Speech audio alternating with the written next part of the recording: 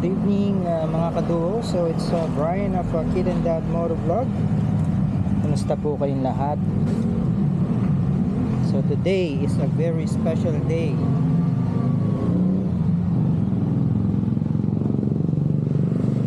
So bakit? Well, I've been contemplating a lot lately about swapping my brushes, Aprilia RSV4.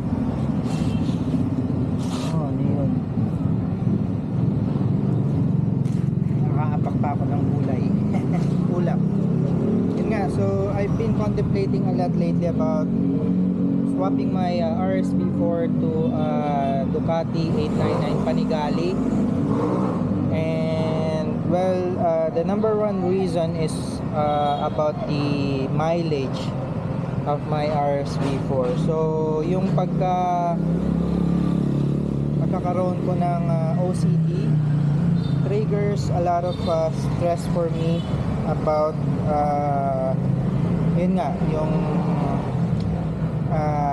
haba na ng tinakbo ng ating RSV4. And I've come to a decision na yun nga, maybe it's really time to let go of the RSV4 kahit sandali pa lang natin na rito. It's been like almost a month only yan na ginagamit natin tong RSV4, and ayun nga, sadly papalitan na kagad natin siya. I know it's a downgrade from the specs, from 1000cc from a later class bike down to 899 or 900cc. Even yung mga parts, no, it's gonna be a downgrade. Yung mga forks, yung calipers, front caliper will be a downgrade from M50. I think M40 lang yata yung naka-install dun sa 899. Yung rear shock, it's also gonna be a downgrade from Öhlins Sachs, yung nandun sa 899 Panigale. Even yun nga, yung front fork, which is Öhlins, Showa yung nandun sa 899 Panigale. However, yun nga, medyo nagki-kick in yung ating OCD, and I think magiging masaya ako dahil mababa lang po yung auto nung 899 Panigale. And of course, the branding itself, it's not that I'm not saying mas mababang model si Aprilia. However, syempre it's Ducati. Yan. So everyone knows, all MC enthusiasts, all MC riders know a Ducati branding. Yan. So it's like the Ferrari of MC. And yun nga, let's see.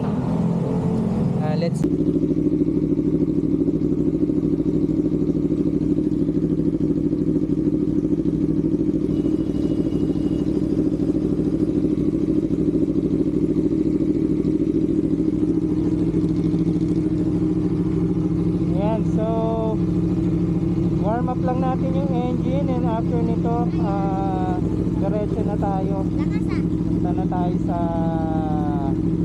Paranaque. Alright, so let's go. Good luck to us. Saan kaya tayo? Check muna tayo ng PSI.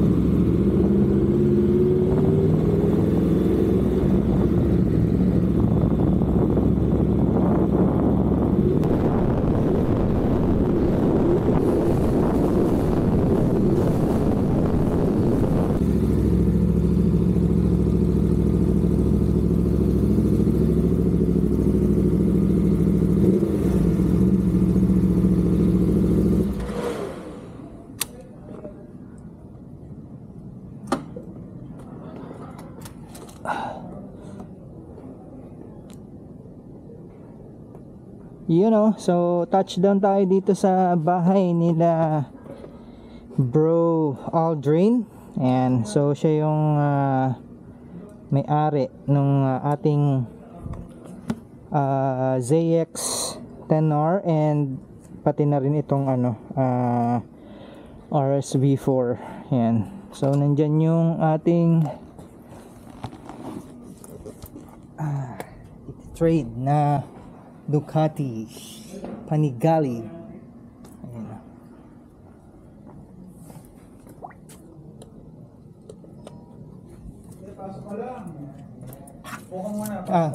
Good evening.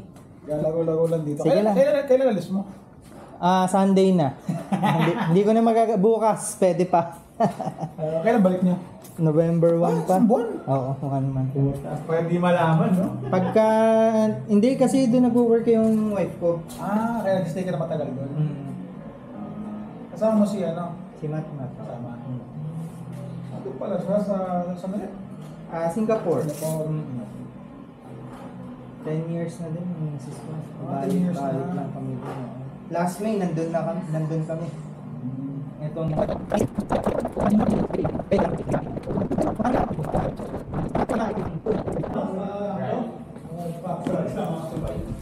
Yan, so nandito ulit tayo sa bahay ni na Bro Aldrin. Yeah. For the trade. Puka muna. Si Matmat nga gusto sumama kaya wala pang pegs eh. Oo. May kausap akong isa sa Facebook Marketplace. Hindi pa sumasagot pero nakausap ko na siya nung isang gabi nung pumunta kami dito. May magsisimula dito. Ayan, so done deal. Yeah. Pauwi na tayo gamit yung ating Panigale 899. Yan. Si Boss Yan. Thank you. Kapag putput yung gulong, papalit ng bike. Nakahalata Hindi bumibili ng bagong gulong. Nakahalata si Aldrin na pagka ubos na yung goma. Bagong-bago yung Sinaswap ko na ng bagong bike sa kanya. malayo. Bago ba yan? Ayan, so ito bagong-bago yung SC niya. SC 1. Tamo, SC pa pala. SC1. Kala ko Rosso lang. So medyo bago-bago yung SC1 niya. Kaya lang medyo maliit. Parang 190. 190 to, no? 190. Pero okay lang. Bagay naman sa niya. Liter bike pa rin. Bagay naman sa size nung bike kasi medyo manipis din si 899. Pero kapag naubos na, mas magandang palitan siya ng 200. 260, no? 260. Yan, bagay na bagay sa kanya yun. Papapalitan mo ko ng Panigale V4. Oo, Panigale V4 na raw pag naubos yung goma. Pag naubos yung goma, patamalin ng bike. Ayan. Diba magsawa ito? Pag naubos yung gulong. Okay, so yun na, uuwi na tayo. Baliktad yan. Pataas sa spindle. Okay. Baliktad yan eh.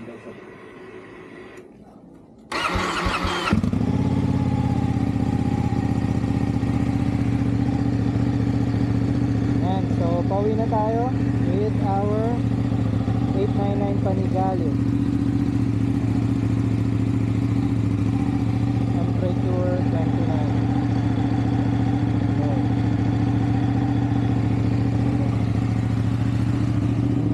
Ngayon nagpapogi sa kanya eh.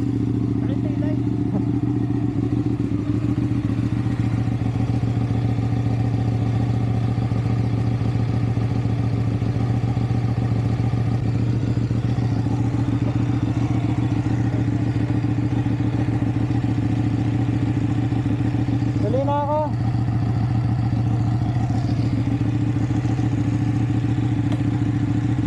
So,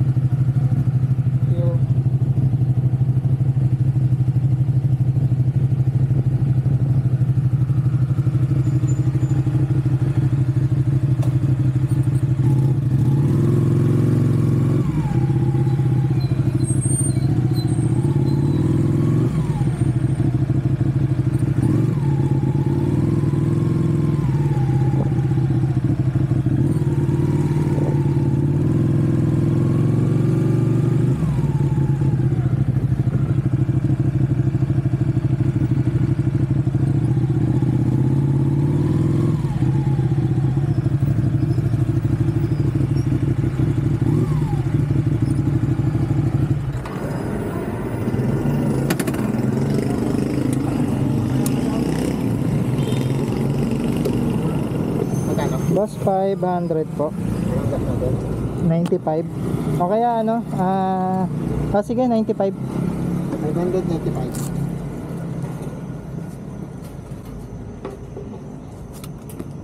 Zero.